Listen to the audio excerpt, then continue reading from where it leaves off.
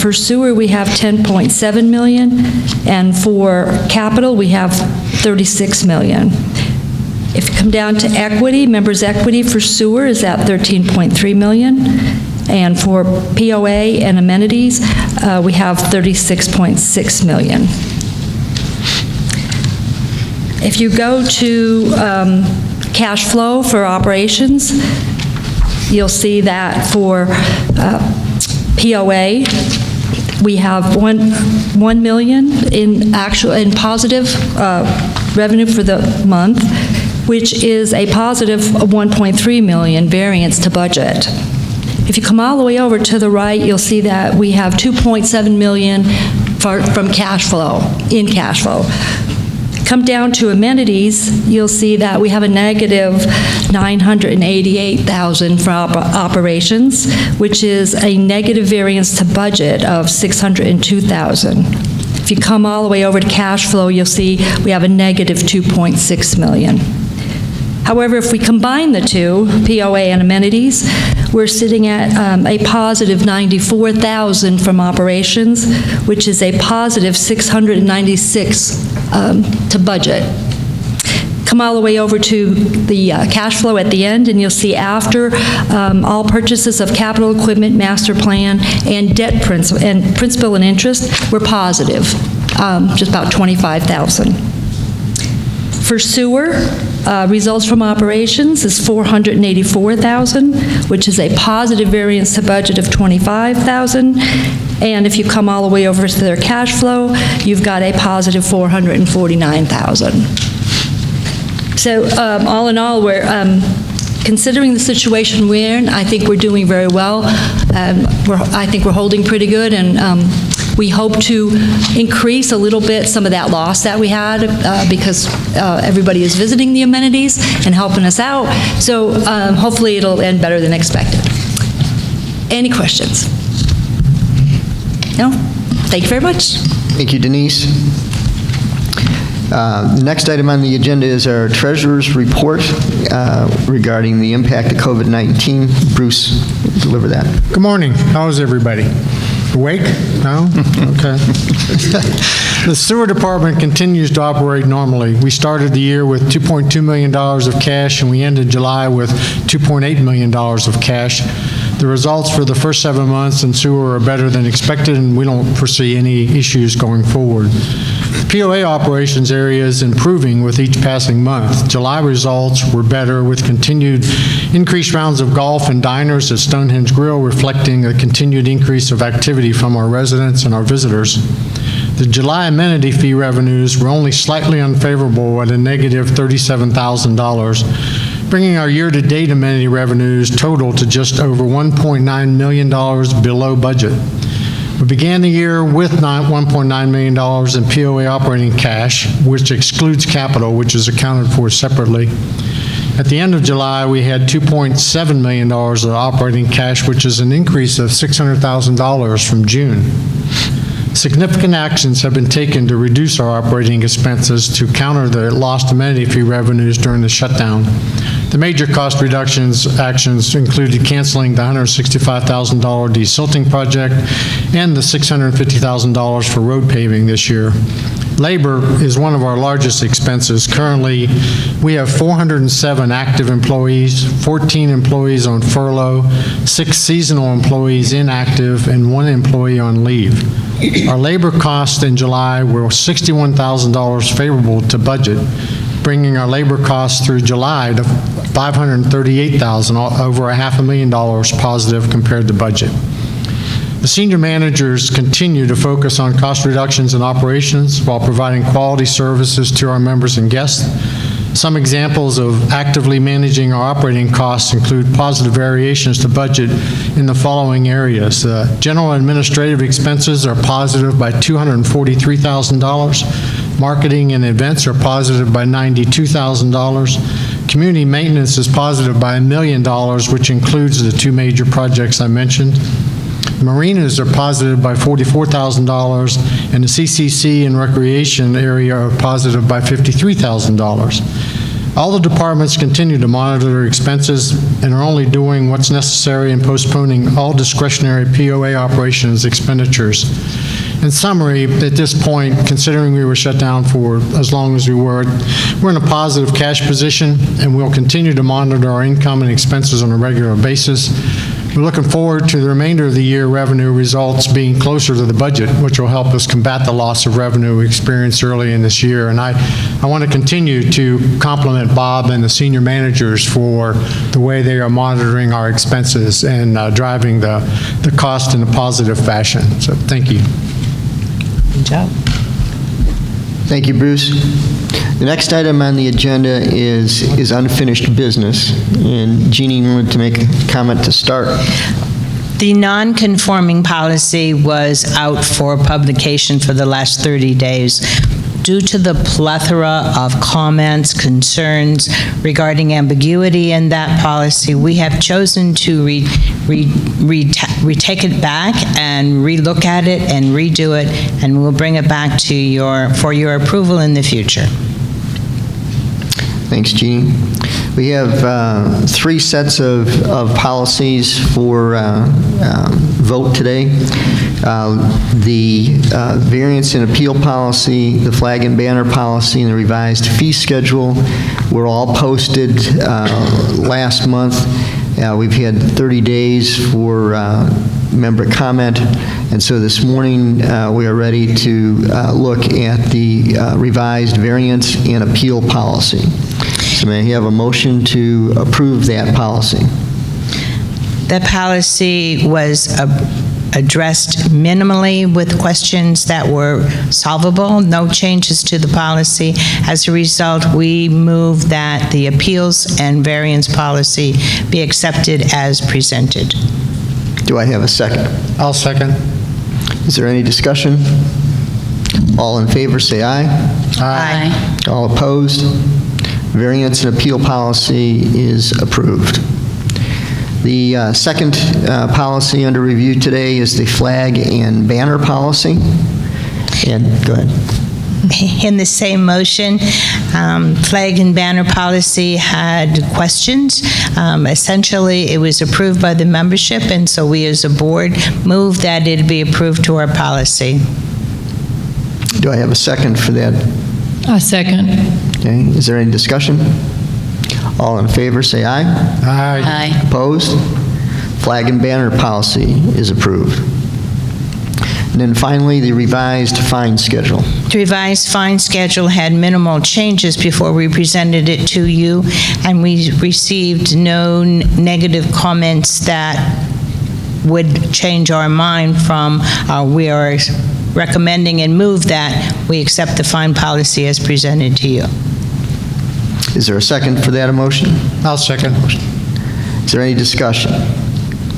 All in favor, say aye. Aye. Opposed? The fine policy is approved. Under new business, we have one purchase requisition request for some pumps for the wastewater. And Bruce, if you would give us a little update on that.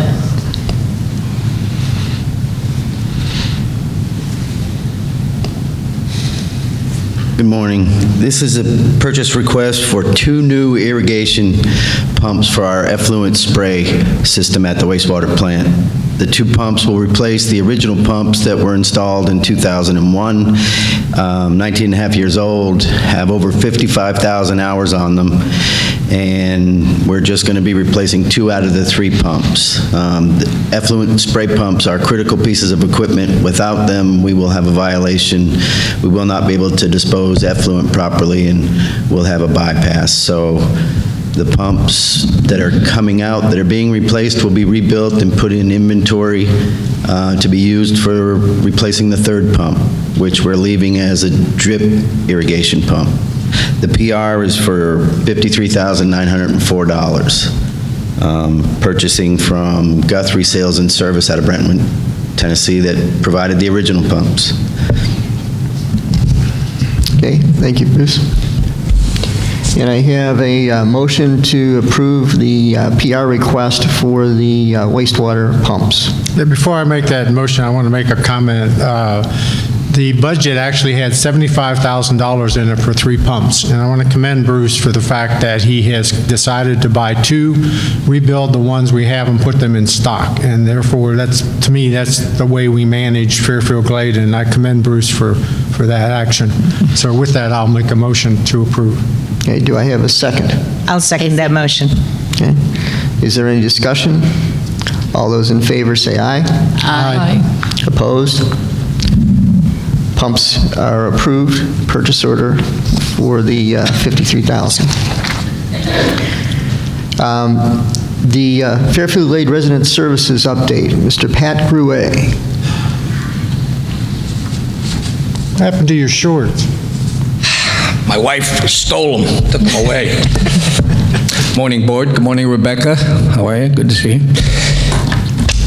I saw a wonderful little blurb on Facebook this morning. It was a T-shirt that said, due to COVID-19, we are asking rioters to stay at home and destroy their own places. All right. Okay, our office is open. Masks are mandatory. We are accepting appointments if somebody has a problem, etc.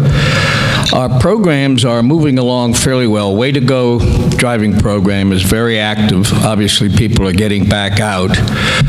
Our home-delivered meals, unfortunately, is struggling a little due to the fact that we don't have Good Samaritans producing our meals. We are delivering frozen food, which it's palatable, but quite frankly, I can understand somebody wanting to change. But we're still functioning, and all of our programs actually are moving along very smoothly. Obviously, they've been reduced, but please feel free to come on in if you have any concerns or you want somebody to help you. We are there.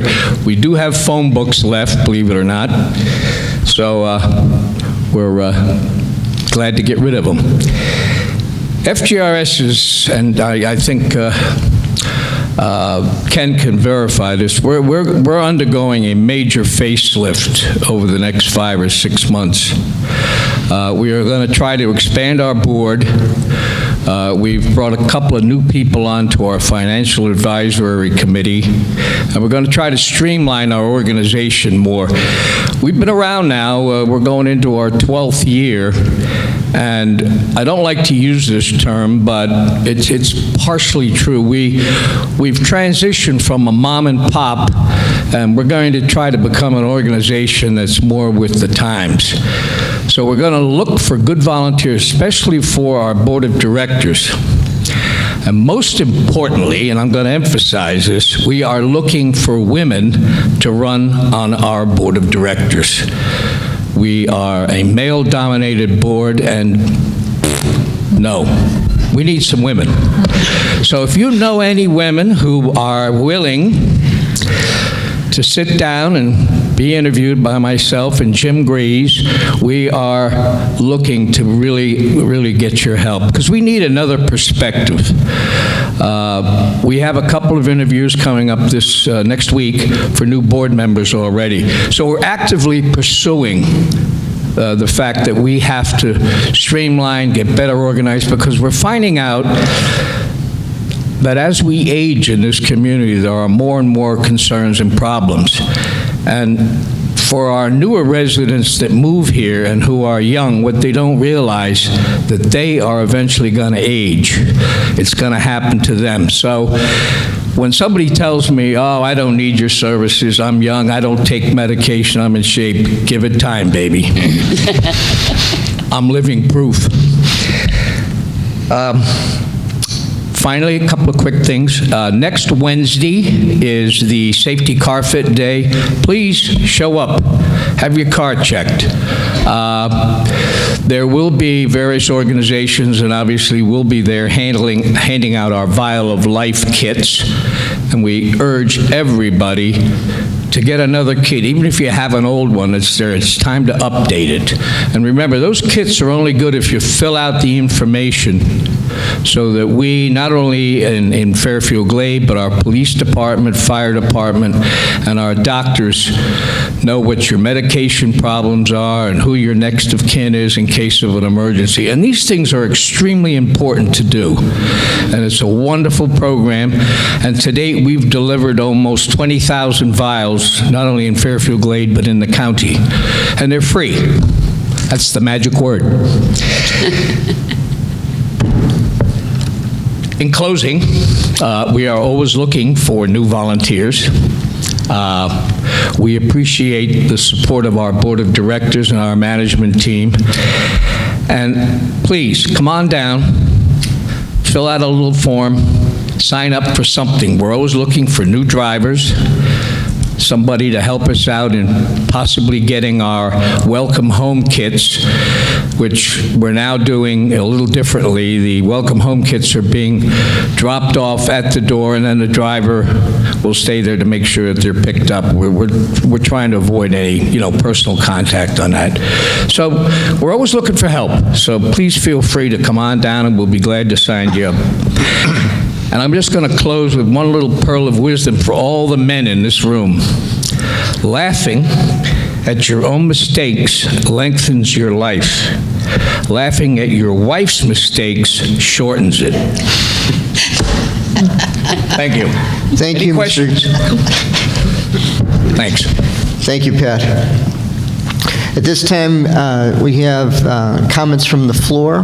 So if there's anyone that would like to make some comments, you'll need to come up to the microphone, please, and identify yourself.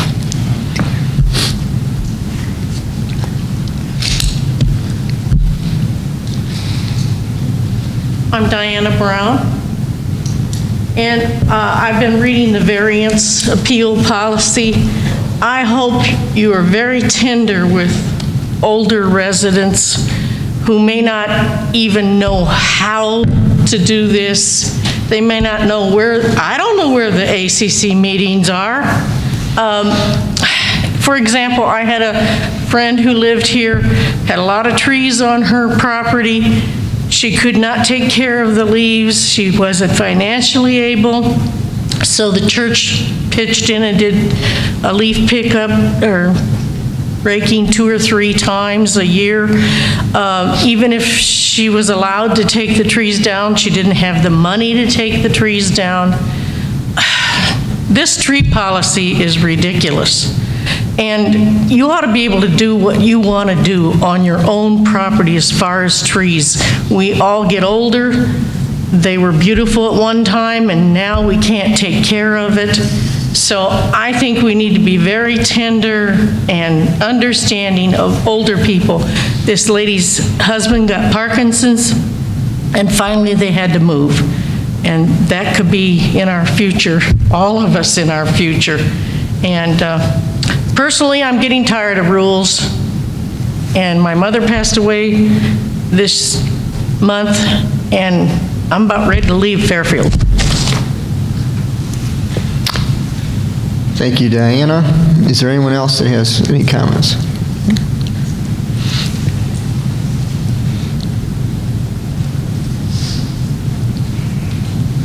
Good morning. Tom Radcliffe. I have a few comments, and they begin with the board and the release of Magnified in the August 11th edition.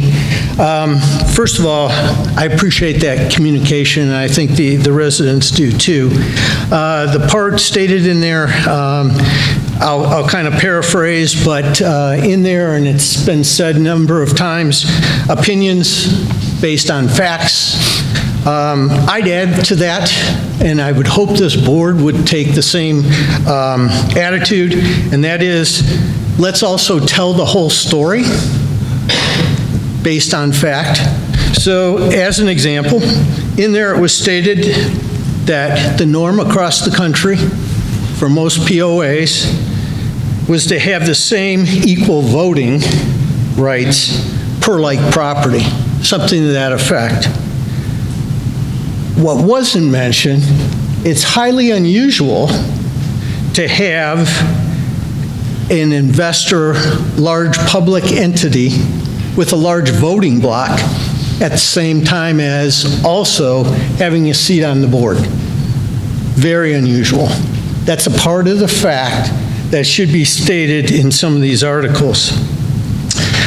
It was also said in that article, and basically the board went to great length to highlight the investments and fees paid by the timeshares.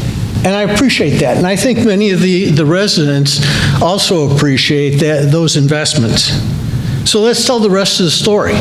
Where was the comments about the residents and the monies that they've spent in their own properties, in their own homes? It's the same, they're members. We should highlight both at the same time. So again, I appreciate having both sides of the equation.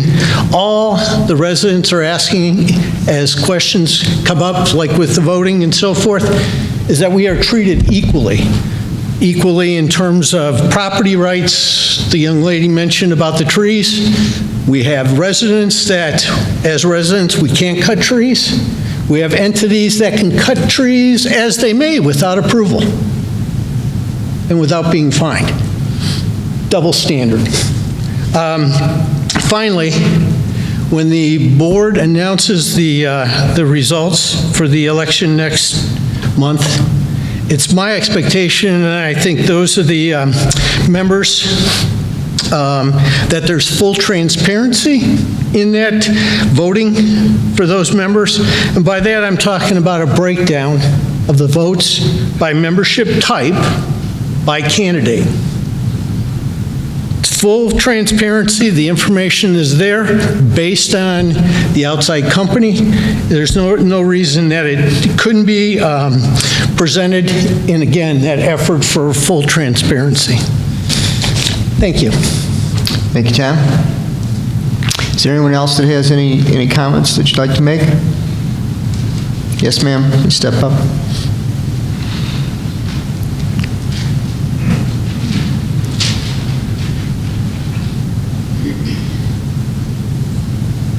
Good morning. My name is Lily Yanchak, and I had not intended to speak up.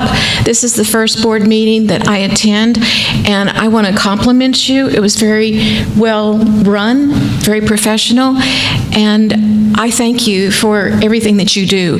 We have lived here now 3 years, and things are not perfect, but I believe your positions are thankless positions, and you operate free. We don't have to pay you anything, except maybe Bob over there, right? But thank you. You're not going to satisfy everybody. You're not going to satisfy me probably either. But thank you for what you're doing. Appreciate it. Thank you, Lily. Any other comments? Oh, Pat? Mouth has got to get up one more time. Actually, what I'd like to do is I'd like to urge not only everybody in this room, but pass the word. Get out and vote. You know, it's one thing to complain about things, and you know what? We're not a perfect community, but to change things, you've got to get out and vote, and that's the secret. And the apathy in Fairfield Glade over the years, I've lived here 20 years, and our voting decreases every single time. Same thing in the national venue. You don't like what's going on? Get out and vote. That's all I ask. Thank you. Thank you, Pat. Are there any comments from any members of the board? At this time, I'll entertain a motion to adjourn. So moved. Okay. Is there a second to that motion? I second it. Any discussion? All in favor? Aye. Aye. We stand adjourned. Thank you.